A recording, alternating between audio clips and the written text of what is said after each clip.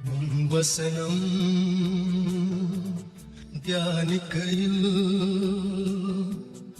இதயமதில் ஆறுதலே காரிருளில் நடக்கையிலே தீபமாக வழி நடத்தும்.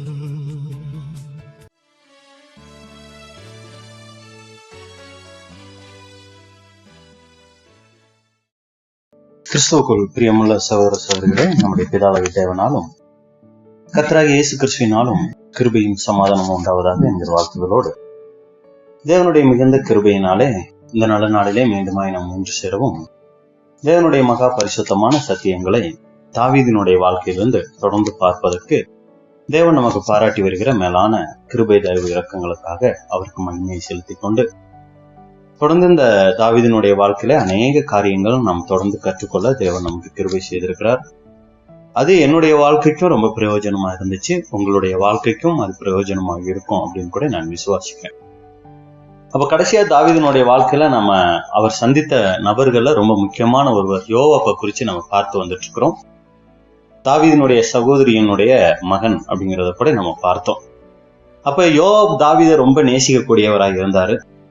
அதே நேரத்துல தாவீது நேசிச்சவங்களை அவரால் நேசிக்க முடியல அப்படிங்கறத கூட நம்ம பார்த்தோம்.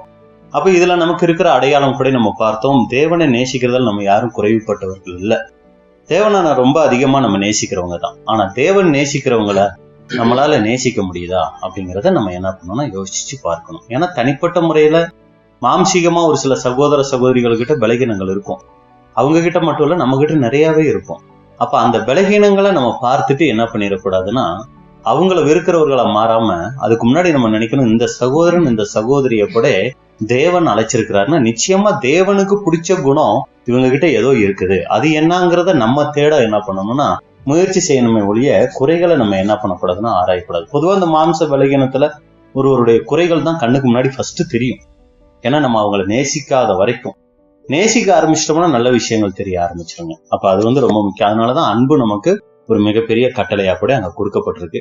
அடுத்து நம்ம பார்க்கிறோம், யோவாப் தன்னுடைய தனிப்பட்ட பகையை என்ன பண்ணிட்டாருன்னா பொது பகையா கொண்டு வந்துட்டார். அது இந்த நாட்கள்ல எப்படி அது யார் மூலமா நடக்க வாய்ப்பு இருக்குன்னா அதிகமா பிரசங்கிமார்கள் மூலமா தான் நடக்கிறதுக்கு வாய்ப்பு இருக்கு. ஏன்னா அவங்கதான் என்ன பண்ணுவாங்க அப்படின்னா தான் மறைச்சு வச்சிருக்கிற அந்த பகையை, மறைச்சு வச்சிருக்கிற அந்த வஞ்சகத்தை, மறைச்சு வச்சிருக்கிற பொல்லாங்கான காரியங்களை என்ன பண்ணிடுவாங்கன்னா ஒருத்தர் திட்டணும் அப்படின்னா நேரடியா திட்டினா அவருக்கு பிரச்சனை ஆயிடும் அப்படிங்கிறதுக்காக என்ன பண்ணிடுவாங்கன்னா பிரசங்கத்துல அதை கோடிட்டு அவங்கள பழித்திருக்கக்கூடிய வாய்ப்புகள் அதிகம் இருக்குது. இது அதிகமா நம்ம பேர் சபைகள்ல தான் பார்க்க முடியும். குறைஞ்ச அளவுக்கு நம்ம எங்க பாக்குறதுக்கு வாய்ப்பு இருக்கு அப்படின்னு சொல்லி பாத்தீங்கன்னா நம்மளுடைய ஐக்கியங்கள்ல இருக்கிறதுக்கு வாய்ப்பு இருக்கு. அதுல கூட நம்ம என்ன பண்ணோம், ரொம்ப ஜாக்கிரதையா இருக்கணும். அதே நேரத்துல ஒரு சகோதரன் சகோதரி அவங்க ஆவிக்குரிய ஜீவத்துல வளர்றதுக்கு ஏதுவான வார்த்தைகள் தேவன் நமக்கு கொடுத்து அது அவங்களுக்கு நேரா போகும்போது அது பிரச்சனை இல்லை, தேவன் அதை பார்த்துட்டு இருக்கிறார். அதே நேரத்துல நம்ம திட்டமிட்டு இந்த காரியத்தை இவங்களுக்கு இப்படி சொல்லி ஆகணும்னு சப்ஜெக்ட்ல நம்ம முடிவு பண்ணி பேசுறோம் பாருங்க, அதுதான் ரொம்ப தவறான ஒரு காரியமா அங்க ஆயிடும். அது கூட நம்ம பார்க்கிறோம். அடுத்து நம்ம பார்க்கிறோம், இந்த யோவாப் தன்னுடைய ஸ்தானத்துல இன்னொருத்தரை வச்சு பார்க்கறத அவரால் பொறுத்துக்க முடியல. நான் இருந்த ஸ்தானத்துல இன்னொருத்தரை கொண்டு வந்து வச்சு என்ன அந்த ஸ்தானத்துல இருந்து இறக்குறதா அப்படிங்கிறது என்ன ஆக்க முடியலன்னா அவரால் அதை ஜீரணிக்க முடியல. அப்ப அது கூட நமக்கு ரொம்ப கஷ்டமான ஒரு காரியம் தான். அது உலகத்திலயா இருக்கட்டும், சபை ஐக்கியத்திலயா இருக்கட்டும், நமக்கு ஒரு பொறுப்பு கொடுத்து அந்த பொறுப்பை நம்ம செஞ்சுட்டு இருக்கும் போது நீங்க சும்மா இருங்க அவர் அதை செய்யட்டும் அப்படின்னு சொல்லிட்டாங்கன்னா நம்மளால அதுக்கப்புறம் அங்க வேலை செய்யறதுக்கோ நம்ம அங்க இருக்கிறதுக்கோ நம்மளால அது முடியாதுங்க. அது ரொம்ப அவமானமான ஒரு காரியம் தான். ஆனா சபை ஐக்கியங்கள்ல தேவன் அந்த மாதிரி நமக்கு ஒரு பொறுப்பு கொடுத்து அந்த பொறுப்பை எடுத்துட்டு இன்னொருத்தருக்கு அந்த பொறுப்பை கொடுக்குறாருன்னா நம்ம ரொம்ப ஜாக்கிரதையா இருக்கணும். தேவன் நம்ம கிட்ட ஏதோ ஒரு விசேஷித்த குணலட்சணத்தை அங்க எதிர்பார்க்கிறார். தேவனுடைய அனுமதி இல்லாம இந்த காரியம் நம்மளுடைய வாழ்க்கையில நடக்கல அப்படிங்கிறத எதிர்பார்க்கணும். ரெண்டாவது, இந்த பூமியில நமக்கு ஏற்படுகிற ஏற்ற தாழ்வுகள் நிரந்தரமானது கிடையாது. ஆனா பரலோகத்துல நமக்கு கொடுக்கப்பட போகிறது தான் நிரந்தரம். அதை நம்ம நினைச்சுக்கணும். ஏன்னா இந்த பூமியில நம்ம பார்க்கும்போது பவுல் அழகா சொல்றாரு, இந்த பூமியில நம்ம பார்க்கிற எல்லாமே நித்தியமானவைகள் இல்லைங்களா, கவனிக்கிறீங்களா அப்படிங்கிறதுக்காக சொன்னேன். அனித்தியமானவைகள் எதுவுமே நிரந்தரம் கிடையாது. எல்லாம் இன்னைக்கு இருக்கிறது நாளைக்கு கடந்து போகும். பிரசங்கில சொல்லும் போது ரொம்ப அழகா சொல்றாரு, இன்னைக்கு இருக்கிறது நாளைக்கு இல்ல, நாளைக்கு இருக்கிறது ஏற்கனவே இருந்தது. இதுதான் இந்த உலகத்துல இது போய் அதுக்கு ஒரு கடந்து போகிற ஒரு காரியம் போய்கிட்டே தான் இருக்கும். இந்த உலகத்துல எதுவுமே நிரந்தரம் கிடையாது. அப்படிங்கும் போது இன்னைக்கு இருக்கிற ஒரு விஷயத்துல நம்ம சந்தோஷம் ரொம்ப பற்றவும் வேண்டாம், இன்னைக்கு இல்லாத ஒரு விஷயத்துக்காக இன்னைக்கு நம்ம கவலைப்பற்றவும் வேண்டாம். எல்லாமே ஒரு நாள் என்னாகத்தான் போகுது. நம்ம அடிக்கடி ஞாபகம் வச்சுக்க வேண்டியது என்ன ஒரு முக்கியமான விஷயம்னா, இது நிரந்தரம் அல்ல. அது சந்தோஷமா இருந்தாலும் சரி, அது துக்கமா இருந்தாலும் சரி, நம்ம ஞாபகத்துல கொண்டு வந்துற விஷயம் என்ன இருக்கணும்னா, இது நிரந்தரம் இல்லை. அப்ப சந்தோஷப்படும் போது ஓவரா துள்ளிட மாட்டோம் இல்லைங்களா?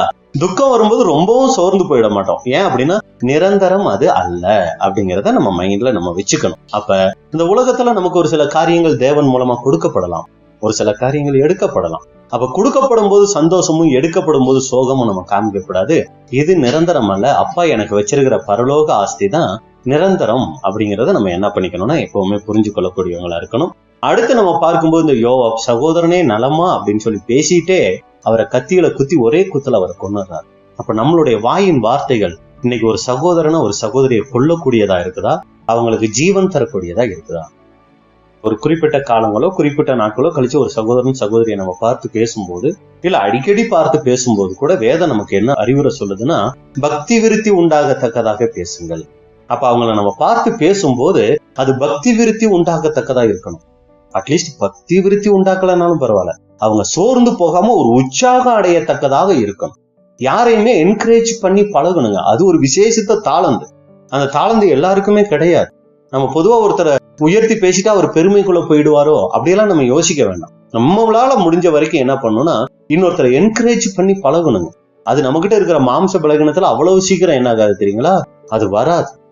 என்ன பண்ணணும்னா, சின்ன சின்ன காரியங்களுக்கு நன்றி சொல்லி பழகணும். கணவன் மனைவிக்கு நன்றி சொல்லி பழகணும், மனைவி கணவனுக்கு நன்றி சொல்லி பழகணும், பெற்றோர் பிள்ளைகளுக்கு நன்றி சொல்லி பழகணும், பிள்ளைகள் பெற்றோருக்கு நன்றி சொல்லி பழகணும். இந்த நன்றி இதெல்லாம் நம்ம ஃபாரின்ல தான் பார்க்க முடியும் இல்லைங்களா? ஃபாரினர்ஸ் பாத்தீங்கன்னா எடுத்த சின்ன சின்ன விஷயத்துக்கு கூட தேங்க்யூ சொல்லி தான் அவங்க என்ன பண்ணிக்குவாங்க, எல்லா காரியத்திலும் அதை வச்சுக்குவாங்க. அதான் அவங்களுடைய உறவுகள்லாம் ஒரு வித்தியாசமா இருக்குது. ஆனா நம்மளுடைய மத்தியில என்னன்னா, தப்ப உடனே சுட்டி காமிப்போம், ஆனா நல்ல விஷயத்த அவ்வளவு சீக்கிரம் என்ன பண்ண மாட்டோம். உதாரணத்துக்கு சாப்பாடே இருக்கட்டும், 7 நாள் 6 நாள் நல்லா இருந்திருக்கும், ஆனா என்னைக்காவது அது நல்லா இருக்குன்னு நம்ம அதிகமா சொல்லுவோமா? சொல்ல மாட்டோம். ஆனா உப்பு தாசியோ காரம் தாசியோ ஏதோ ஒண்ணு சரிங்களா, அதை மட்டும் நம்ம உடனே என்ன பண்ணிடுவோம், உடனே சுட்டி காமிப்போம். ஏன் அப்படின்னா, தவற சுட்டி காட்டுறதுக்கு நம்மளுடைய மாம்ச பலகீனம் ரொம்ப ஈஸியா இருக்கும். ஆனா 6 நாள் நல்ல ருசியா சாப்பிட்டுருப்போம், வீட்டுலதான் அவங்க தான் சமைச்சு கொடுத்துருப்பாங்க. ஆனா அன்னைக்கு நல்லா இருந்துச்சு, ரொம்ப சந்தோஷம் அப்படின்னு நம்மளுக்கு சொல்றதுக்கு அது தோணாது. அது ஆனா அப்படி நம்ம பழகல. அப்ப எதுக்கு இதை சொல்ல வரோம் அப்படின்னா, சின்ன சின்ன காரியங்களையும் கூட வேதம் நமக்கு அதெல்லாம் ஆலோசனை சொல்லுது. நன்றி அறிதல் உள்ளவர்களா இருங்கள் சரிங்களா, ஒருவரை ஒருவர் தாங்குங்கள். எந்த வகையில நம்ம தாங்க, காசு பணம் கொடுத்தா ஒருத்தர் தாங்க முடியுது, அவங்க ஆவிக்குரிய ஜீவிதத்துல வளர்றதுக்கு ஏதுவா தாங்கலாமே, உற்சாகப்படுத்தலாமே இல்லைங்களா? அப்ப இந்த மாதிரி அநேக காரியங்கள் குணலட்சணங்கள் நமக்குள்ள வளர வேண்டியதாக இருக்குது. இங்க நம்ம பார்க்கும்போது நல்லா இருக்கியான்னு பேசிக்கிட்டே உள்ளுக்குள்ள கத்தி எடுத்து குத்திடுற. அப்ப நம்மளுடைய வார்த்தைகள், ஏன்னா நம்ம அந்த மாதிரி இன்னைக்கு யாரையும் கத்தி எடுத்து குத்தி ஒருத்தரை கொலை செய்யறது இல்ல. ஆனா இன்னைக்கு நம்மளுடைய வார்த்தைகள், இன்னொருத்தர் மேல் நம்ம காண்பிக்கிற கோபம், அதை இயேசு கிறிஸ்து சொல்லும் போது மத்தேயு 5ஆம் அதிகாரம் 21 இருந்து வாசிங்க. கொலை செய்யாதிருப்பாயாக என்பதும், கொலை செய்கிறவன் நியாய தீர்ப்புக்கு ஏதுவாயிருப்பான் என்பதும் பூர்வத்தாருக்கு உரைக்கப்பட்டதென்று கேள்விப்பட்டிருக்கிறீர்கள். பூர்வத்தாருக்குன்னா அந்த நியாய பிரமாணத்துல அன்னைக்கு வாழ்ந்த ஜனங்களுக்கு சொல்லப்பட்டதுன்னு உங்களுக்கு நல்லாவே தெரியும். ஆனா நான் இப்ப உங்களுக்கு புதிய பிரமாணத்தை தரேன். ஏன்னா அவங்களாம் இந்த பூமியில வாழ போறவங்க, அவங்க மாம்ச பிரகாரமா ஒருத்தரை கொலை செய்யாம இருந்தா போதும். ஆனா நீங்க இந்த பூமியில இருக்க போறவங்க இல்ல, நீங்க பரலோகத்துக்கு வர போறவங்க. அப்ப நீங்க என்ன பண்ணணும்னா, கிரியைகள் இல்ல சிந்தையிலேயே ஒரு காரியத்தை காமிக்க ஆரம்பிக்கணும். அதனால நான் உங்களுக்கு சொல்லுகிறேன், தன் சகோதரனை நியாயமில்லாமல் கோபித்துக் கொள்பவன். இப்ப இந்த நேரத்துல என்ன ஞாபகம் வரணும்? ஏற்கனவே சொல்லியிருக்கேன், ஆனா மறந்துடும். என்னது? நியாயம் இல்லாமல்ங்கிற வார்த்தை இல்ல. ஏன்னா நம்ம ஒருத்தர் மேல கோவப்படுறோம்னா கண்டிப்பா அதுக்கு என்ன வச்சிருப்போம், சும்மா அவர் அந்த மாதிரி பண்ணுனதுனால தாங்க நான் கோவப்படுறேன். நியாயம் கண்டிப்பா வச்சிருப்போம். ஆனா இது வந்து சேர்க்கப்பட்ட வசனம், நியாயம் இல்லாமல் அது வர்றதில்ல. அப்ப மறுபடியும் ஃபர்ஸ்ட்ல இருந்து வாசிங்க. நான் உங்களுக்கு சொல்லுகிறேன், தன் சகோதரனை நியாயமில்லாமல் கோபித்துக் கொள்பவன், தன் சகோதரனை கோபித்துக் கொள்பவன் நியாய தீர்ப்புக்கு ஏதுவாயிருப்பான். தன் சகோதரனை வீணன் என்று சொல்லுகிறவன் ஆலோசனை சங்க தீர்ப்புக்கு ஏதுவாயிருப்பான். மூடனே என்று சொல்லுகிறவன் எரி நரகத்துக்கு ஏதுவாயிருப்பான். அதாவது அந்த இரண்டாம் மரணத்துக்கு போறதுக்கு அவர்களுக்கு வாய்ப்பு இருக்கிறது அப்படின்னு சொல்லும் போது, அப்ப சகோதர சகோதரி மேல கோவப்படக்கூடாதா அப்படின்னா கோவப்படலாம். கோவப்படுறது தேவனுடைய குணலட்சணம். எதுக்கு கோவப்படணும்? குடும்பத்துல கோவப்படக்கூடாதா அப்படின்னா கோவப்படலாம். பிள்ளைகள் மேல கோவப்படக்கூடாதா? கோவப்படலாம். அது தேவனுடைய குணலட்சணம். ஆனா நம்மளுடைய கோபம் அது தேவன் படுகிற கோபமா இருக்கணும், மனுஷர் படுகிற கோபமா இருக்கக்கூடாது. தேவன் எதுக்கெல்லாம் கோவப்படுவார்? இந்த வேதத்துல தேவன் கோவப்பட்டிருக்கிறாருங்களா? எரிச்சல் பட்டிருக்கிறாரா? அதுக்கு நம்ம கோவப்படணும். ஏன்னா நீதியான காரியத்துக்கு, உண்மையான காரியத்துக்கு, ஒழுக்கமான காரியத்துக்கு. வீட்டுல தாறுமாற துணி கிடக்குது, வெரி குட், இப்படிதான் இருக்கணும், என்கரேஜ் பண்ணலாமா? அதுக்கு என்கரேஜ் பண்ணக்கூடாது, கோவப்படணும், கண்டிக்கணும். இப்படி எல்லாம் இருக்கக்கூடாது. அங்க நம்ம என்ன பண்ணணும்? கோப குணலட்சணம். ஆனா அது எங்க இருக்கக்கூடாதுன்னா, வேற எதையோ மனசுல பகையா வச்சுக்கிட்டு அதை இந்த நேரத்துல ஒரு சாக்கா வச்சு என்ன பண்ணக்கூடாது, நம்ம அதுக்கு இது ஒரு நல்ல காரணம் கிடைச்சிருச்சுங்கிறதுக்காக கோபப்படக்கூடாது. அதனாலதான் வேதம் சொல்லுது, 2 கோபம் இருக்குது. ஒண்ணு மனுஷ கோபம், இன்னொன்னு தேவனுடைய கோபம். மனுஷனுடைய கோபம் எதை நடப்பிக்காது? தேவனுடைய நீதியை நடப்பிக்காது. யாக்கோபு 1:19-20. ஆகையால் என் பிரியமான சகோதரரே, யாவரும் கேட்கிறதற்கு தீவிரமாயும், பேசுகிறதற்கு பொறுமையாயும், கோபிக்கிறதற்கு தாமதமாயும் இருக்க கடவர்கள். மனுஷருடைய கோபம் தேவனுடைய நீதியை நடப்பிக்க மாட்டாதே. அப்ப தேவனுடைய கோபம் என்னத்தை நடப்பிக்கும்? தேவனுடைய நீதியை நடப்பிக்கும். ஆனா மனுஷனுடைய கோபம் தேவனுடைய நீதியை நடப்பிக்காது. அப்ப நம்ம கோபப்படணும்.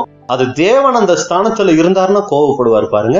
அத்தகைய கோபத்தை காமிக்கணும் ஒழிய நம்ம அவமானத்துக்காக, நம்மளுடைய சுயநலத்துக்காக நம்ம கோபப்படுறோம் பாருங்க, இந்த கோபம் வரும். அதை கொஞ்சம் கொஞ்சமா தவிர்த்து கொள்ளணும். தேவனுடைய நீதிக்காக நம்ம என்ன பண்ணலாம்னா கோபப்படலாம். அப்ப ரொம்ப முக்கியமான ஒரு விஷயம் என்ன அப்படின்னு சொல்லி பார்க்கும்போது, ஒருத்தரை நாம் பேசுகிற வார்த்தைகள் கொள்ளக்கூடியதா இருக்குதா, அவங்களுக்கு ஆசீர்வாதத்தை, அதாவது சுகத்தை கொண்டு வரக்கூடியதா, ஆரோக்கியத்தை கொண்டு வரக்கூடியதா இருக்குதா? ஐயோ ரொம்ப டயர்ட்ல இருந்தேன், அந்த பிரதர் கூட கொஞ்ச நேரம் பேசினேன், அந்த சிஸ்டர் கூட கொஞ்சம் பேசினேன், என் கவலையெல்லாம் மறந்து எனக்கு ரொம்ப சந்தோஷம் ஆயிடுச்சு, இப்படி சொல்றாங்களா?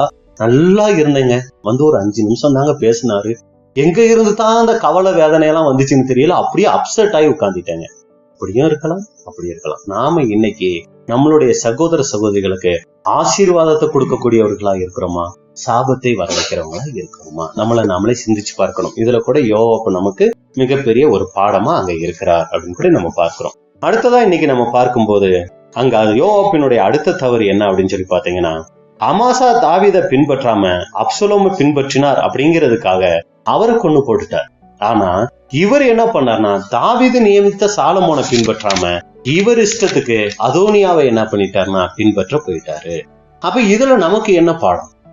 இங்க அதோனியா யாரை குறிக்கிறாரு, யோவாப்பு யாரை குறிக்கிறாரு, அடுத்து சாலமோன் யாரை குறிக்கிறார் அப்படின்னா, இந்த 3 வகுப்பா இன்னைக்கு சபையில இருப்பாங்களாம். ஒண்ணு சாலமோன் வகுப்பா இருப்பாங்களாம், இன்னொரு வகுப்பார் யோவாப்பு வகுப்பா இருப்பாங்களாம், இன்னொன்னு அதோனியா வகுப்பா இருப்பாங்களாம். அப்ப இவங்க இந்த சாலமோன் வகுப்பார் யார் அப்படின்னு சொல்லி பாத்தீங்கன்னா, அது தாவீதால் முன்குறிக்கப்பட்டவங்க, தாவீதால் நாளைக்கு ராஜ்யத்துக்கு ஆளுகை செய்ய வரணும்னு அவங்க முன்குறிச்சவங்க. அந்த சாலமோன் வகுப்பார் சபைக்குள்ள சகோதர சகோதரிகளா இருந்துகிட்டு இருப்பாங்க. இதுலதான் நம்ம ஏற்கனவே பார்த்துட்டோம், இந்த யோவாப்பு வகுப்பார் இருப்பாங்க. இந்த யோவாப்பு வகுப்பார் என்ன பண்ணிக்கிட்டு இருப்பாங்க, எல்லாரையும் பகைக்கிறவர்களா, ஆரம்பத்துல ரொம்ப பக்தி விருத்தி, பக்தி நடுக்கம், பயம் எல்லாம் நிறைஞ்சவங்களா வந்துட்டு நாள் ஆக ஆக தனக்கு, அதாவது தேவன் நேசிக்கிறவங்களை இவங்க வெறுக்கிறவங்களாவும், தனக்கு பொறுப்பு, தன்னுடைய பொறுப்பை இன்னொருத்தருக்கு கொடுத்ததுனால அவங்க ரொம்ப அவங்கள கொலை செய்யக்கூடியவங்களும், இந்த மாதிரி குணலட்சணம் உள்ள யோவாப்பு வகுப்பார் இருந்துகிட்டு இருப்பாங்க. இதே அந்த சபை ஐக்கியத்துல சாலமோன் வகுப்பார் இருந்துகிட்டு இருப்பாங்க. இந்த நேரத்துல இன்னொரு வகுப்பார் அங்க இருப்பாங்க. அவங்க புதுசா உருவாகுவாங்க. ஒண்ணு வெளியே இருந்து உள்ள வரலாம், இல்ல இருக்கிறவங்களாவே இருக்கலாம். அவங்க தான் அதோனியா வகுப்பார். இப்ப இவங்க என்ன பண்ணணும் அப்படின்னா, அதாவது இந்த பாதிக்கப்படுகிற சகோதர சகோதரிகள் சாலமோன் வகுப்பார பின்பற்றணும். ஏன்னா அவங்க தான் யாரால நியமிக்கப்பட்டவங்க, தாவீதால, அதாவது தேவனால் முன்குறிக்கப்பட்டவங்க. அப்போ தெரியும் சபையில யார் அந்த புது சிந்தையில வளர்றதுக்கு ஏதுவான சகோதர சகோதரிகள், யாரோட நம்மளோட அதிகமான ஐக்கியம் வச்சு ஆவிக்குரிய ஜீவிதத்துல வளர்றதுக்கு வாய்ப்பு இருக்கு. எல்லா சகோதரர்களோடையும் அன்பா இருக்கணும். ஆனா ஐக்கியம் ஆவிக்குரிய ஜீவிதத்துல வளர்றதுக்கு ஏதுவான காரியங்கள் யாரு கூட இருக்குது அப்படிங்கிறத உணர்ந்து அவங்களோட ஐக்கியம் வைக்கணும். ஆனா இந்த யோவாப்பு வகுப்பார் என்ன பண்ணுவாங்கன்னா, இந்த சாலமோன் வகுப்பாரை ஒழிச்சு கட்டுறதுக்காக சபையில தேடுவாங்க அந்த அதோனியா வகுப்பார. அந்த அதோனியா வகுப்பார் கிடைச்ச உடனே இவங்க என்ன பண்ணிடுவாங்கன்னா அவங்களோட கூட்டு சேர்ந்துருவாங்க. இப்ப இந்த அதோனியா வகுப்பாரும் யோவாப் வகுப்பாரும் சேர்ந்து யாருக்கு விரோதமா செயல்பட பார்ப்பாங்கன்னா அந்த சாலமோன் வகுப்பாருக்கு விரோதமா செயல்படுறதுக்கு பலவிதமான காரியங்கள் அங்க செய்ய பார்ப்பாங்க. அப்ப இததான் சகோதரர் அங்க சொல்லும் போது, இன்று சபையில் புது சிருஷ்டிகளாய் சாலமோனை போல முன்னேறி கொண்டு இருக்கின்ற சகோதர சகோதரிகள் இருப்பார்கள். இவர்கள் மத்தியில் பகைகள் பொறாமைகள் வைத்துக் கொண்டு ஒரு சிலர் யோவாப்பு போன்று இருப்பார்கள். இவர்கள் மத்தியில் அதோனியா போன்ற ஒரு குரூப் வருவார்கள். இவர்கள் அபிஷேகம் பண்ணப்பட்ட சகோதர சகோதரிகளுக்கு விரோதமாக எழும்புவார்கள். இவர்களோடு இந்த யோவாபின் ஆவி உள்ளவர்கள் சேர்ந்து கொள்வார்கள் அப்படின்னு சொல்றத பார்க்கிறோம். நீதிமொழிகள் 5ஆம் அதிகாரம் 21-22. மனுஷனுடைய வழிகள் கர்த்தரின் கண்களுக்கு முன்பாக இருக்கிறது. அப்ப இந்த வாழ்க்கை முறை நம்ம வாழ்றோம் இல்லைங்களா, இது எல்லாம் தேவனுடைய பார்வையில இருந்துட்டு இருக்குது. அவனுடைய வழிகள் எல்லாவற்றையும் அவர் சீர்தூக்கி பார்க்கிறார். நம்மளுடைய வாழ்க்கை முறை எல்லாம் எப்படிப்பட்ட வாழ்க்கைக்குள்ள வந்தோம், ஆரம்பத்துல நம்முடைய வாழ்க்கை எப்படி தேவனுக்கு பிரியமா இருந்துச்சு, இப்ப நம்மளுடைய வாழ்க்கை முறை எந்த அளவுக்கு தேவனுக்கு பிரியமா மாறிக்கிட்டு இருக்கு, இல்ல கேவலமாயிட்டு இருக்குது, எல்லாவற்றையும் சீர்தூக்கி பார்க்கிறார். துன்மார்க்கனை அவனுடைய அக்கிரமங்களை பிடித்துக் கொள்ளும். ஆனா துன்மார்க்கனை அவன் அக்கிரமமே பிடித்துக் கொள்ளும். யார் இந்த துன்மார்க்கன்? வழியினால உடன்படிக்கை செஞ்சவர் தான், சத்தியத்துக்குள்ள வந்துட்டவர் தான், சத்தியம் கேட்கிறவர் தான், ஒரு சமயம் சத்தியம் பேசுறவரா இருப்பாரு, நிறைய இடங்களுக்கு சென்று ஊழியம் செய்யக்கூடியவரா கூட இருப்பாரு. சரிங்களா? ஒரு சமயம் சபையில ஒரு முக்கியமான பொறுப்புகள்ல கூட இருந்துறதுக்கு வாய்ப்புகள் இருக்கலாம். ஆனா அவருடைய செயல்பாடுகள் தேவனுக்கு பயப்படுகிற பயம் இல்லாம போயிருக்கும். ஏன்னா துன்மார்க்கன்னா கடவுள் இல்லைங்கிறவன் தான் துன்மார்க்கன். அப்ப இந்த ஆவிக்குரிய துன்மார்க்கன் கடவுள் இருக்கிறாருன்னு சொல்லுவாரு, ஆனா கடவுளுக்கு ஏற்ற அந்த பயம் இவருக்குள்ள இருக்காது.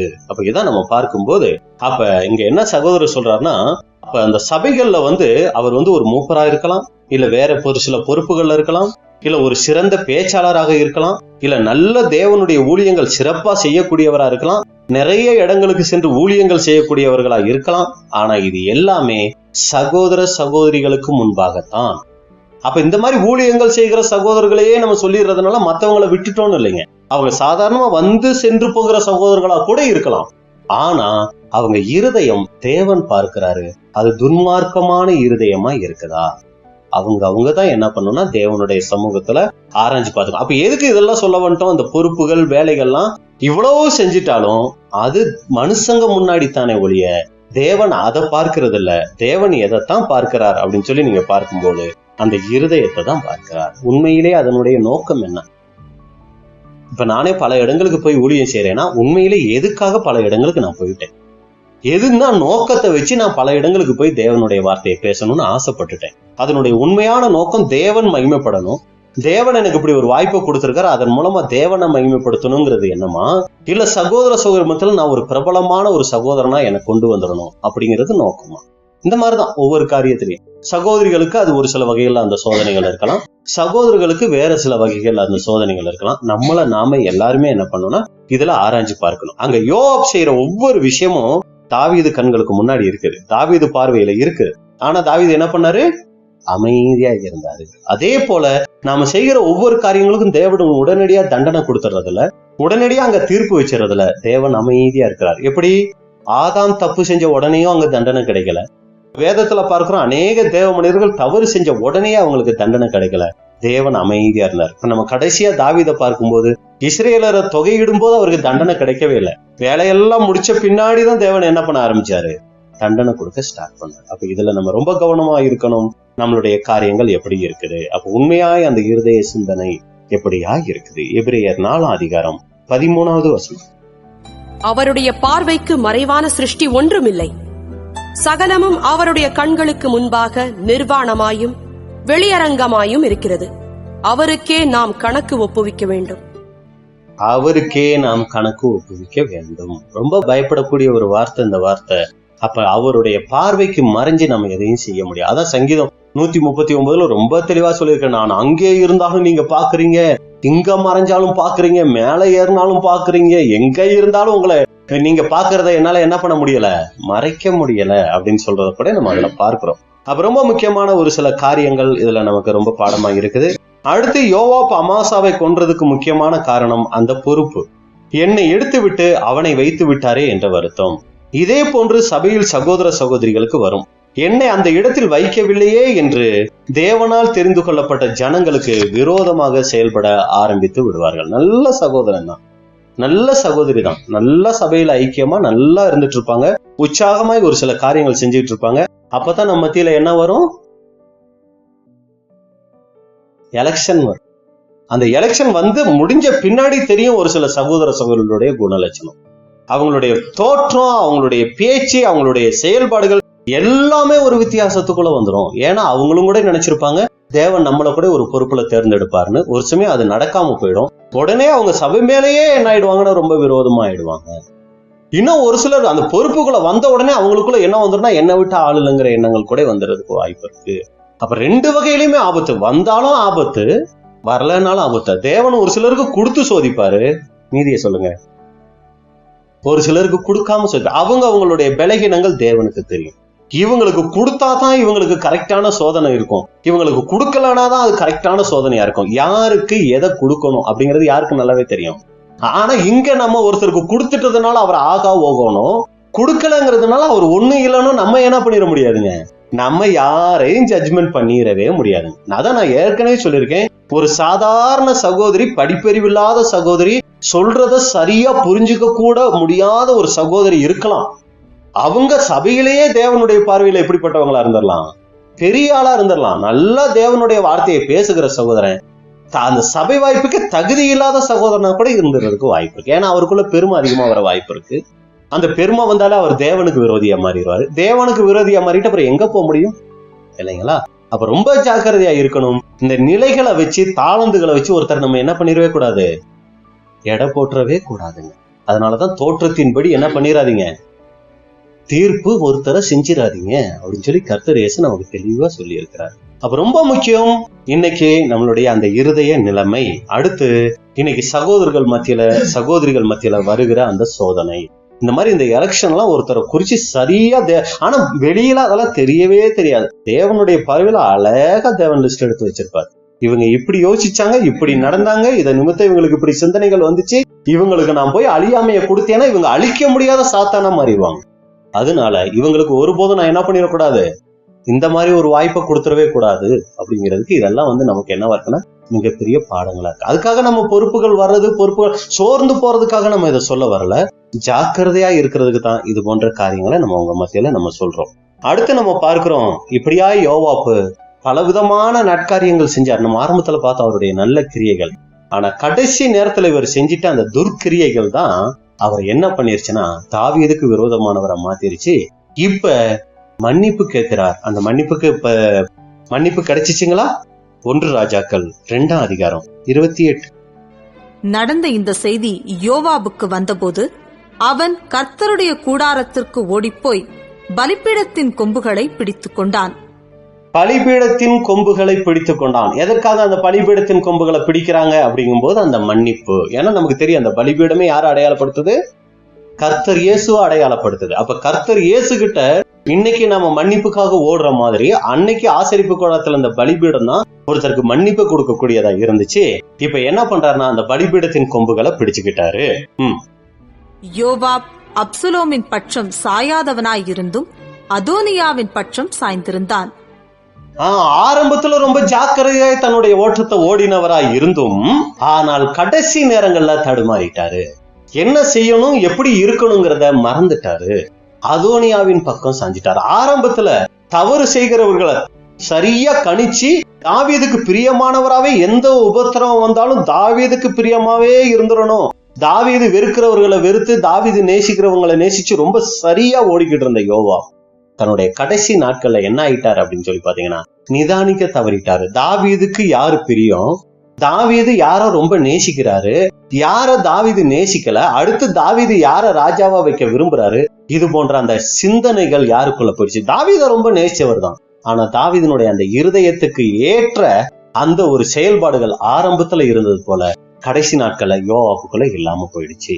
விளைவு பலன் என்னாச்சு, கீழே வாசிங்க.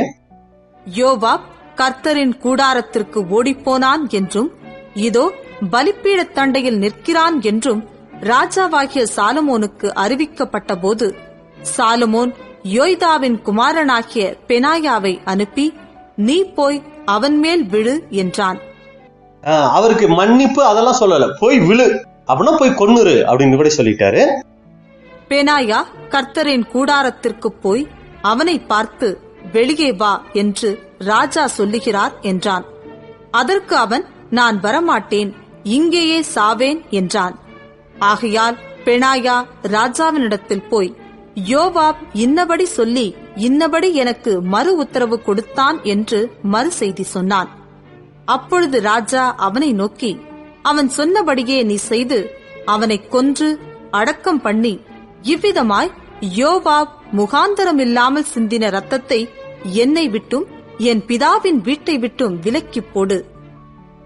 அப்ப பார்க்கும்போது யோவாப்பினுடைய ஆரம்பம் ரொம்ப அருமையா இருந்துச்சு, முடிவு பாத்தீங்கன்னா ரொம்ப துக்கமா அங்க போயிடுச்சு. அப்ப இது எதை குறிக்குது அப்படின்னு சொல்லி பார்க்கும்போது, இதுபோல் ஆரம்பத்தில் நன்றாக ஊழியம் செய்து பல நன்மைகள் செய்து வந்தும் மனதுக்குள் அநேக காரியங்களில் மனம் திரும்பாமல் போய்கொண்டே இருந்தால், வெளிப்பிரகாரமா ரொம்ப நல்லா சகோதர சகோதரிகள் மத்தியில ரொம்ப நல்லா போயிட்டு இருக்கிறோம், ஆனா உள்ளுக்குள்ள மனம் திரும்புதல் இல்ல. அப்படி போய்கொண்டே இருந்தால் தேவன் அவர்களை பார்த்து கடைசியில் அவர்களுக்கு கிருபை இல்லை, மன்னிப்பு இல்லை, அவர்கள் இரண்டாம் மரணத்துக்கு தான் செல்ல வேண்டும் என்பார். அப்ப பார்க்கும்போது நமக்கு ஆரம்பத்துல எல்லா விஷயங்களையும் தேவன் மன்னிப்பு கொடுப்பார். சின்ன சின்ன விஷயங்கள்ல அப்பா என்ன மன்னிச்சிருங்க மன்னிச்சிருங்கும் போது மன்னிப்பு கொடுத்துக்கிட்டே இருப்பார். அது ஒரு குறிப்பிட்ட காலம் வரைக்கும் தான் அந்த மன்னிப்பு, அந்த கிருபை, அந்த இரக்கமெல்லாம் போயிட்டே இருக்கும். ஒரு குறிப்பிட்ட காலத்துக்கு அப்புறம் தேவன் என்ன பண்ண மாட்டாரு, தொடர்ந்து மன்னிச்சுக்கிட்டே இருப்பாரு அப்படின்னு நம்ம எதிர்பார்க்க முடியாது. சரிங்களா? அப்ப என்ன பண்ணணும்னா, அவர் கொடுத்திருக்கிற அந்த கிருபையின் காலங்கள்லயே நம்மளை என்ன பண்ணிக்கணும்னா நம்ம தயார்படுத்தி கொள்ளணும். அதுக்கு மேலேயும் நம்ம அந்த கடின இருதயத்தை கொண்டு வந்துகிட்டே இருந்தோம் அப்படின்னா தேவன் ஒரு குறிப்பிட்ட காலம் பார்ப்பாரு, அதுக்கப்புறம் என்ன பண்ணிடுவாருன்னா அவருடைய கிருபைய அங்க ஸ்டாப் பண்ணிடுவாரு அப்படின்னு கூட நம்ம பார்க்கிறோம். அப்ப ஆரம்பத்தில் நாம் எப்படி ஓடினோம், எவ்வளவு நல்ல குண லட்சணங்கள் காண்பித்தோம் என்பதை வைத்தோ தேவன் ஒருவருக்கு சபை வாய்ப்பு தருவதில்லை. முடிவில் அந்த கடைசி நாட்களில யார் உண்மையாய் இருக்கிறார்களோ அவர்களுக்கு மட்டும்தான் இந்த வாய்ப்பை தரப்போகிறார். அதனால் ஆரம்பத்தில் அநேக நற்காரியங்கள் செய்து ஊழியங்கள் செய்து முடிவில் விழுந்து போய்விட்டால் அதனால் பயன் இல்லை. அப்ப ஆரம்பம் முக்கியமே கிடையாது, முடிவுதான் ரொம்ப முக்கியம். ஏன்னா நம்மளை போல சகோதர சகோதரிகள் தான் இந்த 2000 வருஷமா ஓட்டத்தை ஆரம்பிக்கும் போது ஏனோ தானோன்னு ஆரம்பிச்சிருப்பாங்களா? எல்லாம் பக்தி விருத்தியா நடுக்கமா ரொம்ப பயத்தோட தான் ஆரம்பிச்சிருப்பாங்க. ஆனா போக போக போக போக அவங்களுக்குள்ள அலட்சியமான எண்ணங்கள் வந்திருக்கும், அசதிகள் வந்திருக்கும், தேவனை பார்க்கறத விட்டு சகோதர சகோதரிகளை பார்க்க ஆரம்பிச்சிருப்பாங்க. ஒரு சிலர் பொறுப்புகள் மேல கவனம் வைக்க ஆரம்பிச்சிருப்பாங்க. ஒரு சிலர் சகோதர சகோதரிகள் மத்தியில நல்ல பேர் வாங்கிடணும்னு ஆசைப்பட்டிருப்பாங்க. ஒரு சிலருக்குள்ள பிரபலமாகணுங்கிற எண்ணம் வந்திருக்கும். இதெல்லாம் அவங்களை என்ன பண்ணிடும்னா வடிகட்டி தான் சபை வாய்ப்பு இன்னமும் கூட என்ன ஆயிட்டு இருக்குங்க, தள்ளி போய் கொண்டு இருக்கிறது. அப்ப ஆரம்பம் முக்கியம் அல்ல, முடிவுதான் ரொம்ப முக்கியம் அப்படிங்கறத நம்ம ரொம்ப என்ன பண்ணணும்னா ஞாபகத்துல வைக்கணும். அதுக்கு இன்னும் கூட நல்ல உதாரணம் சொல்லணும்னா யார சொல்லலாம்னா பழைய ஏற்பாட்டு காலத்துல வாழ்ந்த ஒரு நல்ல ஒரு தேவ மனிதன் மோசே. சரிங்களா? அப்ப மோசே கிட்ட என்னென்ன நல்ல குணங்கள் இருந்துச்சு அப்படின்னு சொல்லி நம்ம பார்க்கும்போது அவர் பாருங்க அந்த குடும்பத்தையே விட்டுட்டு வர்றார். பார்வோன், அதாவது அந்த எகிப்தியன் எபிரேயனை கொல்றாரு அப்படின்னு தெரிஞ்ச உடனே இவர் போய் அங்க ஒரு சில காரியங்கள் செஞ்சது நிமித்தம் பார்வோன் பகைக்கிறாருன்னு சொல்லி இவர் அந்த தேசத்தை விட்டே வர்றார். அப்ப எவ்வளவு இவர் பிரயாசம் பட்டிருப்பாரு, எவ்வளவு கஷ்டங்கள் பட்டிருப்பாரு. கடைசி நாட்கள்ல தான் போய் சேராரு மீதியான் தேசத்துல. அந்த மீதியான் தேசத்துல போயிட்டு என்ன பண்றாருன்னா மாமாவுக்கு வீட்டுக்கு என்னவாயிட்டாரு, வீட்டுக்கு மாப்பிள்ளையா போயிட்டாரு. அது ரொம்ப ஒரு கஷ்டமான ஒரு காரியம். அடுத்து நம்ம ஏற்கனவே அதெல்லாம் சொன்ன விஷயங்கள் தான், அவருடைய எவ்வளவு வேதனைகள் அவருக்குள்ள இருந்திருக்கும் அப்படின்னு சொல்லி. ஏன்னா ஒரு ஆடு மிஸ் ஆனாலும் மாமாவுக்கு வந்து என்ன பண்ணணும், கணக்கு சொல்லணும். அதெல்லாம் ரொம்ப அவமானமான விஷயம். அடுத்து நம்ம பார்க்கும்போது அவங்களுடைய மனைவி இவர் சொல்படி கேட்கறத விட அப்பா சொல்படி தான் என்ன பண்ணிருப்பாங்க, ரொம்ப கேட்டுப்பாங்க. ஏன்னா கல்யாணம் பண்ணி ஊருக்கே போனா கூட அங்க இருந்துகிட்டு யார் சொல்படிதான் இன்னைக்கு சகோதரிகள் அதிகமா செயல்படுறாங்க. அப்படிங்கும்போது சொந்த வீட்டிலேயே அப்பா அம்மா கூடவே இருக்கிறதா இருந்தா யார் பேச்சதான் அதிகமா கேட்டிருப்பாங்க, அவங்க அப்பா அம்மா பேச்சதான் கேட்டிருப்பாங்க. மோசே ஒரு சில நாங்கள எடுத்தெறிஞ்சே பேசியிருப்பாங்க. எவ்வளவு மோசே அழுதாரு, எவ்வளவு வேதனைப்பட்டார் நமக்கு தெரியாது. அதுதான் பரவாயில்ல, ஒரு அழகான பொண்ணா அப்படின்னு சொல்லி பார்த்தா இவரு தோற, ஆனா கல்யாணம் பண்ணது நீக்கிறோம் இல்லைங்களா? அப்படிங்கும் போது அப்ப எந்த அளவுக்கு அழகுலையும் அவருக்கு வந்து அந்த இவர் விரும்பின மாதிரி அங்க நடந்திருக்கிறதுக்கு வாய்ப்பு இல்லை. அப்படி பல வகைகள்ல என்ன பண்ணான்னா கஷ்டப்பட்டார். அது மட்டுமா, அடுத்து தேவன் சொல்றாரு நீ போன, நான் போக மாட்டேங்கிறாரு. இல்ல நீ பரவாயில்ல போப்பான்னு சொல்லி அனுப்பிச்சு அங்க போய் அந்த இஸ்ரேல் ஜனங்கள் கொஞ்சமா அவரை வேதனைப்படுத்தினாங்க இல்லைங்களா? அந்த 10 வாதைகள் முடிகிறதுக்குள்ள இவரை நிறைய அவங்க வாதிச்சுட்டாங்க சரிங்களா? அப்புறம் அதையெல்லாம் முடிச்சு சரின்னு இவங்களை வனாந்திரத்துல கூட்டிக்கிட்டு போனா வனாந்திரத்திலேயாவது ஒரு நல்ல வாழ்க்கையை அவங்க காமிச்சாங்களா, இவரை சந்தோஷப்படுத்தினாங்களான்னு பார்த்தா இல்ல. ஒரு பக்கம் பார்த்தா குடும்பத்துக்குள்ளேயே பிரச்சனை, இன்னொரு பக்கம் பார்த்தா இஸ்ரேல் தேசத்துல எல்லாரும் கொஞ்சம் நல்லா இருக்கிறாங்கப்பா, ரொம்ப அன்பா பேசுறாங்க, ஆண்டவரை துதிக்கிறாங்க. அடுத்த ஸ்டெப்பே என்ன பண்ண ஆரம்பிச்சிட்டாங்க, எங்களை சாகுறதுக்கா கொண்டு வந்து முறுமுறுக்க ஆரம்பிச்சுறாங்க. எவ்வளவு வேதனைப்பட்டிருப்பாரு இல்லைங்களா? ஏன்னா நம்ம அந்த ஸ்தானத்துல இருந்து பார்த்தா தான் மோசையினுடைய அந்த அருமை தெரியும். அந்த ஆரம்பத்துல இந்த ஜனங்களுக்காக நான் என் ஜீவனையே கொடுக்குறேன், அவங்கள காப்பாத்துங்க, என் பேரை என்ன பண்ணுங்க கிறுக்கி போடுங்கன்னு அவரு கடைசி நேரத்துல கலகக்காரரேன்னு அவங்கள சொல்லக்கூடிய அளவுக்கு அன்பு இல்லாம போறாருன்னா அப்ப இந்த ஜனங்களுக்கு எவ்வளவு அவரை வெறுப்பேத்தி இருக்கணும், எவ்வளவு வேதனைப்படுத்திருக்கணும், எவ்வளவு கஷ்டப்படுத்திருக்கணும் இல்லைங்களா? ஏன்னா உங்களுக்காக நான் ஜீவனையே கொடுக்குறேன், என்ன கொள்ளுங்க, இந்த இஸ்ரேல் ஜனங்களை காப்பாத்துங்கிறாரு. அவ்வளோ ஒரு அன்பு இந்த இஸ்ரேல் ஜனங்கள் மேல.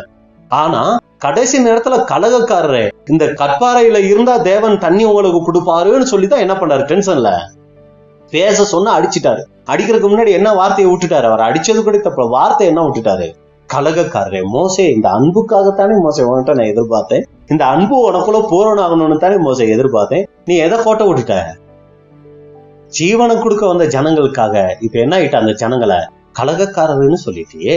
தான் அங்க என்ன ஆயிடுச்சுன்னா பெரும் பிரச்சனை. அந்த குண லட்சணம் அங்க தேவன் எதிர்பார்த்த குண லட்சணம், அதாவது உலகத்திலே அவரை போல சார்ந்த குணம் உள்ளவ யாரும் இல்லைங்கிற அளவுக்கு தன்னை தாழ்த்தின ஒரு மனுஷன் மாறிட்டாரு. அப்ப ஆரம்பம் ரொம்ப அருமைதான், முடிவு மோசமாயி போச்சே. அப்ப மோசை இப்படியெல்லாம் வந்தாரு அப்படிங்கிறதுக்காக தேவன் அவரை மன்னிச்சு விட்டுட்டாரா?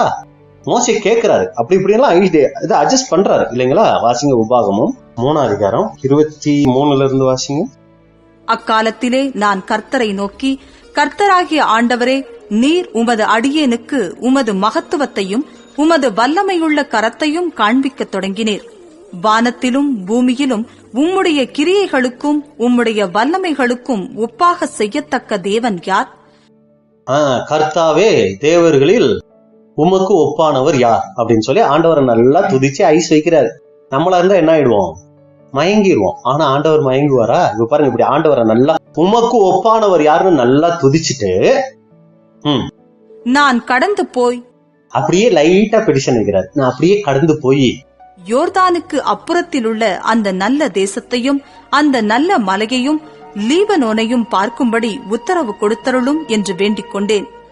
நல்லா துதிச்சுட்டு நம்மளும் அப்படித்தான் நினைப்போம் இல்லைங்களா? ஒருத்தர் போய், பிரதர் நீங்க ரொம்ப நல்லவர்னு சொன்னாங்க, அதாவது கஷ்டப்படுறவங்களுக்கு உதவி செய்யறதுக்கு நீங்க ரொம்ப தாராள மனசு காமிப்பீங்க, உங்களுக்குன்னு கூட எதையும் வைக்க மாட்டீங்க அப்படியெல்லாம் சொல்றாங்க, ஒரு 100 ரூபா இருந்தா கொடுங்க பிரதர் அப்படின்ட்டு என்ன பண்ணிடுவோம், நம்ம உடனே இவ்வளவு சொல்லிட்டு நம்ம இல்லைன்னா அவர் நம்மளை பத்தி இவ்வளவு நாள் வச்சிருந்த நம்பிக்கை என்ன பண்ணிடுவாரு, ஐயோ அவர் ரொம்ப கஷ்டமாயிடுவாரு. அதனால ரொம்ப கஞ்சத்தனமா இருந்தா கூட சரி இந்தாங்க 100 இருந்தா கூட இந்தாங்க 50 இருக்கு, என்ன பண்ணிடுவோம், அதை காப்பாத்த நம்ம ட்ரை பண்ணிடுவோம். இங்க ஆண்டவரை இப்படி எல்லாம் சொல்லி அப்படியே எனக்கு கொஞ்சம் உள்ள விட்டுருங்க அப்படின்னு உடனே ஆண்டவர் என்ன பண்ணாரு, கர்த்தரோ உங்கள் நிமித்தம் என் மேல் கோபம் கொண்டு எனக்கு செவி கொடாமல். அந்த ஜெபத்துக்கு பதில் கொடுக்கல. எவ்வளவோ மோசை ஜெபிச்சிருக்கிறார், அதுக்கெல்லாம் பதில் கொடுத்தவர் இதுக்கு என்ன பண்ணல, செவி கொடுக்காமல் என்னை நோக்கி, போதும், இனி இந்த காரியத்தை குறித்து என்னோட பேச வேண்டாம், இனி இதை பத்தி நீ பேசாத, உனக்கு நான் போட்ட இது தீர்மானம் தான், நீ போக முடியாது. அப்ப பாருங்க, இவ்வளோ மோசை செஞ்சிருக்கிறாரு, இவ்வளோ நல்லது செஞ்சிருக்கிறாரு. அப்ப இதையெல்லாம் நினைச்சு பார்த்து கடைசியில ஒரு சின்ன தப்பு தானே செஞ்சார், போனா போகுது அப்படின்னு தேவனால நினைக்க முடியலையே. அப்ப இதுதான் நம்மளுடைய வாழ்க்கை. ஆரம்பத்துல நம்ம எவ்வளவு நற்கிரியைகள் காண்பிச்சிட்டோம் அப்படிங்கிறது முக்கியம் இல்லை. அதனாலதான் ரோமர் 2ஆம் அதிகாரத்துல இருக்கு, சோர்ந்து போகாமல் நற்கிரியைகளை என்ன பண்ணுமா செஞ்சுக்கிட்டே. ஏன்னா நற்கிரியைகள் செய்ய ஆரம்பிச்சாலே என்ன வந்துடும் நமக்கு, பிரதர் அவ்வளவு செஞ்சேன் பிரதர் அந்த சிஸ்டருக்கு, பிரதர் அந்த பிரதருக்கு அவ்வளவு செஞ்சேன் பிரதர், ஆனா நன்றி கட்டத்தனமா நடந்துட்டாங்க, இதுக்கு மேல என்னால என்ன பண்ண முடியாது, செய்ய முடியாது. அந்த நற்கிரியைக்கு என்ன வந்துடும், நமக்கு சோர்வு வரும். ஆனா வேதம் சொல்லுது, சோர்ந்து போகாத, நல்லது செய்யறதுல சோர்ந்து போயிடாத, நீ சோர்ந்து போகாம நல்லது செஞ்சுக்கிட்டே இருந்தாதான் தேவன் உனக்கு என்னத்தை கொடுப்பாரு, கனம் மகிமை, அதுல நித்திய ஜீவன் எல்லாம் அவர் உங்களுக்கு கொடுப்பாரு அப்படின்னு சொல்றத நம்ம பார்க்கிறோம். அப்ப ரொம்ப ஜாக்கிரதை, நம்முடைய வாழ்க்கையின் ஆரம்பமா முடிவா அப்படிங்கிறது ரொம்ப முக்கியமான ஒரு காரியமா இருக்குது. அதனாலதான் ஆரம்பத்துல நமக்கு இருக்கிற பயபக்தி குறைஞ்சிரும். அதனாலதான் வேதத்துல வெளிப்படுத்தின விசேஷத்துல 2ஆம் அதிகாரத்துல முதல் எபேசு சபைக்கு சொல்லும் போது என்னன்னு குறை என்னன்னு சொல்றாரு, நீ ஆதியில் கொண்டிருந்த அன்பை விட்டா என்று உன் பேரில் எனக்கு புரியும். அந்த 7 சபைக்கும் சொல்லப்பட்ட காரியம் 7வது சபைக்கு எல்லாம் நடக்குமா? அப்ப 7வது சபையில நடக்கிற முக்கியமான ஒரு விஷயம் என்ன கூட இருக்குன்னா, ஆதியில் இருந்த அன்பு அவங்களுக்குள்ள இல்லாம போயிடும், குறையும். சரிங்களா? இதுதான் ரொம்ப ஜாக்கிரதையா நம்ம இருக்க வேண்டிய முக்கியமான ஒரு விஷயமா இருக்குது. அப்ப சபையினாலே ஆதியில வச்சிருக்கிற அன்பு அவங்களுக்குள்ள கடைசி வரைக்கும் இருக்கிறதுக்கு வாய்ப்பு குறையும். அப்ப என்ன பண்ணணும், நாம எந்த நிலைமையில நீ விழுந்தா என்று உன்னை என்ன பண்ணிக்க, பார்த்து சரி பண்ணிக்கிட்டு கரெக்டா இருந்துரு அப்படின்னு அங்க சொல்ற ஆலோசனைகளை நம்ம பாக்குறோம். அப்ப ரொம்ப ஜாக்கிரதையா இருக்கணும் நம்மளுடைய இந்த காரியங்கள்ல அப்படின்னு கூட நம்ம பார்க்கிறோம். ஏன்னா ஒரு சின்ன காரியம் நம்ம பார்க்கலாமா வேதத்துல இருந்து, அதுக்கு ஆமோஸ் 7ஆம் அதிகாரம் 1ல இருந்து ஒரு சில வசனங்கள் வாசிங்க. கர்த்தராகிய ஆண்டவர் எனக்கு காண்பித்ததாவது. இந்த ஆமோஸுக்கு தேவன் என்ன பண்றாருன்னா ஒரு தரிசனம் காமிக்கிறார். என்ன தரிசனம் காமிச்சிட்டாரு அப்படின்னா, இதோ ராஜாவினுடைய புல் அறுப்புக்கு பின்பு, ராஜாவினுடைய புல் அறுப்புக்கு பின், அது ஒரு குறிப்பிட்ட காலம், அந்த புல் அறுப்பு, அந்த புல் அறுப்புக்கு பின் 2ஆம் கந்தாயத்து புல் முளைக்க தொடங்குகையில், அந்த புல் அறுத்த உடனே 2வது கந்தாயத்து புல் அங்க முளைக்க தொடங்குது. அவர் வெட்டுக்கிளிகளை உண்டாக்கினார். இப்ப தேவன் என்ன பண்றாருன்னா வெட்டுக்கிளிகளை ஏற்பாடு பண்றார். எதுக்கு? அவைகள் தேசத்தின் புல்லை தின்று தீர்ந்த போது, இப்ப அந்த புள்ளையெல்லாம் அந்த வெட்டுக்கிளி என்ன தெரியுங்களா பண்ணிருச்சு, எல்லாத்தையும் மேய்ஞ்சிருச்சு. அப்ப மேய்ஞ்ச உடனே என்ன நடந்துச்சு, நான் கர்த்தராகிய ஆண்டவரே. இப்ப இந்த ஆமோஸ் என்ன பண்றாருன்னா கர்த்தரை பார்த்து ஜெபிக்கிறார். என்னன்னு ஜெபிக்கிறாரு, மன்னித்தருளும், ஐயோ ஆண்டவரே மன்னிங்க, யாக்கோபு திரும்ப யாராலே எழுந்திருப்பான்? இஸ்ரேல் தேசத்தை தான் யாக்கோபுன்னு சொல்லி இருக்கு. இந்த இஸ்ரேல் தேசம் இனி யாரால எந்திரிக்கும்? அவன் சிரித்து போனான் என்றேன். அவன் சிரித்து போனானே அப்படிங்கிறாரு. கர்த்தர் அதற்கு மனஸ்தாபப்பட்டு, உடனே கர்த்தருக்கு மனஸ்தாபம் ஆயிடுச்சு. ஐயோ ரொம்ப கொடுமைப்படுத்திட்டோமோ இஸ்ரேல் ஜனங்களை அப்படின்னு சொல்லிட்டு, அப்படி ஆவதில்லை என்றார். இல்லப்பா நான் அப்படியெல்லாம் முழுசா முடிச்சிட மாட்டேன், அப்படி ஆகாதுன்னு சொல்லிட்டாரு. கர்த்தராகிய ஆண்டவர் எனக்கு காண்பித்ததாவது. இப்ப மறுபடி இன்னொரு தரிசனம் காமிக்கிறாரு. இதோ அக்கினியாலே நியாயம் விசாரிப்பேன் என்று. ஃபர்ஸ்ட் வெட்டுக்கிளி சைன் வந்துச்சு. இப்ப அடுத்து என்ன வந்துருச்சு, அக்கினி வருது. அதே யாக்கோபு மேல, இஸ்ரேல் தேசத்து மேல. இப்ப அக்கினி வந்து என்ன பண்ணுது, கர்த்தராகிய ஆண்டவர் ஏற்பட்டார். இப்ப அடுத்து கர்த்தராகிய ஆண்டவர் சொல்றாரு, ஃபர்ஸ்ட் எதுல விசாரிச்சேன், வெட்டுக்கிளியில. இப்ப அக்கினி அனுப்பி நான் விசாரிக்கிறேன்னு சொல்லி அக்கினியில விசாரிப்பேன்னு சொல்லிட்டாரு. இந்த அக்கினி என்ன பண்ணுச்சு, அது மகா ஆழியை பட்சித்தது, அதில் ஒரு பங்கை பட்சித்து தீர்ந்தது. அது ஒரு மிகப்பெரிய ஆழிய பச்சிக்குது. அந்த இஸ்ரேல் தேசத்துல ஒரு பெரிய பங்கை என்ன பண்ணிருச்சுன்னா அழிச்சு முடிச்சிருச்சு அப்படின்னு சொல்லி பாக்குறோம். இப்ப மறுபடியும் ஆமோஸ் என்ன பண்றாரு, அப்பொழுது நான் கர்த்தராகிய ஆண்டவரே நிறுத்துமே, யாக்கோபு திரும்ப யாராலே எழுந்திருப்பான்? ஐயோ ஆண்டவரே கொஞ்சம் நிறுத்துங்க.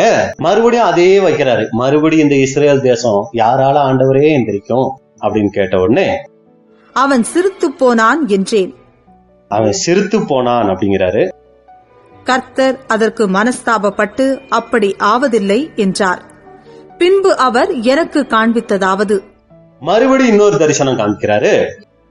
இதோ தூக்கு நூல் பிரமாணத்தினால் கட்டப்பட்ட ஒரு மதிலின் மேல் நின்றார். அவர் கையில் தூக்கு நூல் இருந்தது. இப்ப கையில தூக்கு நூலோட நிக்கிறார். ஃபர்ஸ்ட் வெட்டுக்கிளி, 2வது அக்கினி, இப்ப 3வது தூக்கு நூல். தூக்கு நூலை வச்சுக்கிட்டு நிக்கிறாரு. கர்த்தர் என்னை நோக்கி, ஆமோசே நீ என்னத்தை காண்கிறாய் என்றார். அப்ப கேக்குறாரு, கையில என்ன இருக்குன்னு பாத்தியா ஆமோஸ் அப்படிங்கிறாரு. தூக்கு நூலை காண்கிறேன் என்றேன். இப்ப ஆமோஸ் சொல்றாரு, ஆண்டவரே உங்க கையில தூக்கு நூல் இருக்கு ஆண்டவரே அப்படிங்கிறாரு. அப்பொழுது ஆண்டவர், இதோ இஸ்ரவேல் எனும் என் ஜனத்தின் நடுவே தூக்கு நூலை விடுவேன். இப்ப என்ன பண்ணுவேன், தூக்கு நூலை அவங்க நடுவுல விடுவேன். இனி அவர்களை மன்னிக்க மாட்டேன். அந்த இனிங்கிறத அண்டர்லைன் பண்ணுவீங்க. இனி அவர்களை ஃபர்ஸ்ட் தடவை மன்னிச்சேன், நீ கூட கேட்ட, மன்னிச்சு விட்டேன். வெட்டுக்கிளி அனுப்பிச்சேன், எதுக்கு, தண்டிக்கிறதுக்கு தான். ஆனா நீ செவிச்ச பாரு, அதனால மன்னிச்சு விட்டுட்டேன். 2வது தடவை அக்கினிய கூட அனுப்பிச்சேன், அப்ப கூட நீ ஜெபம் பண்ண, ஆண்டவரே பாவம்னு சொல்லி நான் மன்னிச்சு விட்டுட்டேன். இப்ப 3வது தடவை பாரு, உன்கிட்ட நான் ஜெபத்தை எதிர்பார்க்கவே மாட்டேன், நீ ஜெபிச்சாலும் நான் என்ன பண்ண மாட்டேன், கேட்க மாட்டேன், இனி அவர்களை மன்னிக்க மாட்டேன். ஈசாக்கின் மேடைகள் பாழும், இஸ்ரவேலின் பரிசுத்த ஸ்தலங்கள் அவாந்திரமுமாக்கப்படும். நான் யெரொபெயாம் வீட்டாருக்கு விரோதமாய் பட்டயத்தோட எழும்பி வருவேன் என்றார். அப்ப பார்க்கும்போது இனி முடிவு வந்தாச்சு, இனி யாக்கோபுக்கு முடிவு வந்தாச்சு, இனி இஸ்ரேல் தேசம் ஒண்ணுமே இல்லாம போயிடும் அப்படின்னு சொல்லி என்ன பண்ணிட்டான்னு விட்டுறாரு. அப்ப எதுக்கு இதை சொல்ல வந்தோம்னா, ஃபர்ஸ்ட் தடவை மன்னிக்கிறாரு, 2வது தடவை கூட மன்னிக்கிறாரு, ஆனா எப்பவுமே என்ன பண்ணிக்கிட்டு இருக்க மாட்டாரு, மன்னிச்சுக்கிட்டு இருக்க மாட்டாரு. அது எரேமியால கூட நம்ம பார்க்கிறோம். அருமையா ஒரு சில வார்த்தைகள் சொல்லியிருக்கு. எரேமியா 14 அதிகாரம் 11வது வசனம். கர்த்தர் என்னை நோக்கி, நீ இந்த ஜனத்துக்கு நன்மையுண்டாக விண்ணப்பம் பண்ண வேண்டாம். எரேமியா, சாரி எரேமியா, நீ கொஞ்சம் தயவு செஞ்சு நான் சொல்றத கொஞ்சம் கேளு, நீ என்ன பண்ணாத, இந்த ஜனத்துக்காக நீ ஜெபம் பண்ணாத. அவர்கள் உபவாசித்தாலும் நான் அவர்கள் விண்ணப்பத்தை கேட்பதில்லை. ஆரம்பத்துல உபவாசிச்சா நான் கேட்பேன், ஏன்னா அது சாலமோனே சொன்னார், இந்த ஜனங்கள் தங்களை தாழ்த்தி, இல்லைங்களா, என் ஆலயத்துல என்னை நோக்கி பார்த்து, அப்படியெல்லாம் வசனம் இருக்கா? 2 நாளாகவும் 7:14. அப்ப இப்படியெல்லாம் சொல்லி இருந்தாரு அவரே. ஆனா இப்ப என்ன சொல்றாரு அப்படின்னு சொல்லி பாத்தீங்கன்னா, நீங்க உபவாசிச்சாலும் நான் என்ன பண்ண மாட்டேன், கேட்க மாட்டேன். அவர்கள் தகன பலிகளையும் காணிக்கைகளையும் செலுத்தினாலும் நான் அவர்கள் மேல் பிரியமாயிருப்பதில்லை. இதெல்லாம் அவர் தான் சொல்லி இருந்தாரு. ஆனா இப்ப என்ன சொல்றாருன்னா, நீங்க அதெல்லாம் செஞ்சா கூட நான் அதை ஏத்துக்க மாட்டேன். பட்டயத்தினாலும் பஞ்சத்தினாலும் கொள்ளை நோயினாலும் நான் அவர்களை நிர்மூலமாக்குவேன் என்றார்.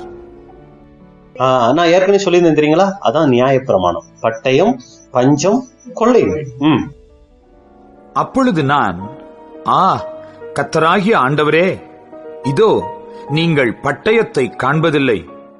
போதுங்க. அப்ப இங்க தீர்க்கதரிசியெல்லாம் வேற மாதிரி தீர்க்கதரிசனம் சொல்லிக்கிட்டு இருக்கான் அப்படின்னு சொல்லி எரேமியா கேட்டதுக்கு தான், இல்ல அதெல்லாம் நான் அனுப்பவே இல்லை, அவனுங்க பாட்டுக்கு சொல்லிக்கிட்டு இருக்கானுங்க, நான் போகாதீங்கடானாலும் அந்தந்த ஊருக்கு போயிட்டு கூட்டம் போட்டு என்ன பண்ணிக்கிட்டு இருக்கானுங்க, பிரசங்கம் பண்ணிக்கிட்டு இருக்கானுங்க. அது எங்க சொல்றாரு பாருங்க, 10வது வசனம் பாருங்க. அவர்கள் தங்கள் கால்களை அடக்கிக் கொள்ளாமல் அலைய விரும்புகிறார்கள் என்று. அவர்கள் தங்கள் கால்களை அடக்கிக் கொள்ளாமல் அலைய விரும்புகிறார்களாம். பேசாம ஒரே இடத்துல உட்காருன்னா அந்த தீர்க்கதரிசிகள் என்ன பண்றது இல்லையா, கேட்கறது இல்லையா, அவனுங்க பாட்டுக்கு அலைகிறானுங்க, நான் போகவே சொல்லல. பாருங்க 23, 21 வாசிங்க. அந்த தீர்க்கதரிசிகளை நான் அனுப்பாதிருந்தும் அவர்கள் ஓடினார்கள்.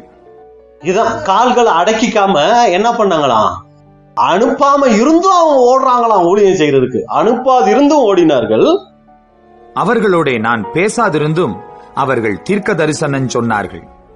நான் சொல்லவே இல்லை, அவங்க தீர்க்க தரிசனம் சொல்றாங்க எரேமியா, நான் என்ன பண்றது? ஆனா நான் என்ன பண்றதுல, இவங்க ஜெபிச்சாலும் நான் கேட்கறதுல, உபவாசாலும் கேட்கறதுல. அப்ப என்னன்னா, ஒரு குறிப்பிட்ட காலம் தேவன் மன்னிக்கிறாரு, கிருபை காமிக்கிறாரு, இரக்கம் காமிக்கிறாரு. ஆனா அந்த ஒரு குறிப்பிட்ட காலத்துக்கு அப்புறம் தேவன் என்ன பண்ணிடுறாருன்னா, அந்த கிருபையை காமிக்கிறது இல்ல, இரக்கத்தை காமிக்கிறது இல்ல, அவர் என்ன பண்ணிடுறாருன்னா அதை எடுத்து போட்டுறாரு. இப்படியா நம்ம என்ன பண்றோம்னா, இங்க இந்த யோவாபினுடைய வாழ்க்கையிலையும் கூட நம்ம பார்க்கிறோம், அவருடைய கடைசி நாட்கள்ல அவர் இப்படியா ஆயிட்டாரு அப்படின்னு கூட நம்ம பார்க்கிறோம். இப்ப நம்ம இந்த ஆமோஸ்ல பார்த்தோமே, ராஜாவின் புல்லறுப்புக்கு பின், சரிங்களா, அந்த ராஜா யாரு, அந்த புல் எதை குறிக்குது, முளைக்க தொடங்குறது அது எதை குறிக்குது, வெட்டுக்கிளி அது எதை குறிக்குது, மன்னிப்பு கேட்டு படிச்ச ஃபர்ஸ்ட் அது எதை குறிக்குது, அக்கினி அது எதை குறிக்குது, 2வது அதுல ஒரு பங்கு பச்சித்து முடிஞ்சிருச்சு அது எதை அடையாளப்படுத்துது, கடைசியா என்ன வச்சாரு, தூக்கு நூல் அது எதை அடையாளப்படுத்துது. அப்படிலாம் கேட்க ஆசையா இருக்கீங்களா?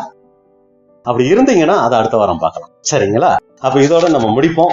அப்ப அது பழைய ஏற்பாட்டு காலத்துலதான் தேவன் அந்த ஒரு குறிப்பிட்ட காலத்துல அதெல்லாம் செஞ்சார். அப்ப அதனுடைய காரியங்கள் என்ன அப்படிங்கறத கர்த்தருக்கு சித்தமான அடுத்த வாரம் பார்த்து, கர்த்தருக்கு சித்தமான அடுத்த வாரத்தோட நம்ம என்ன பண்ணலாம், இந்த தாவீதினுடைய வாழ்க்கையை நம்ம ஒரு முடிவுக்கு கொண்டு வரலாம் நான் நினைக்கிறேன், கர்த்தருக்கு சித்தமான. அப்ப இதுதான் நம்ம இன்னைக்கு பார்த்துட்ட ஒரு விஷயம்.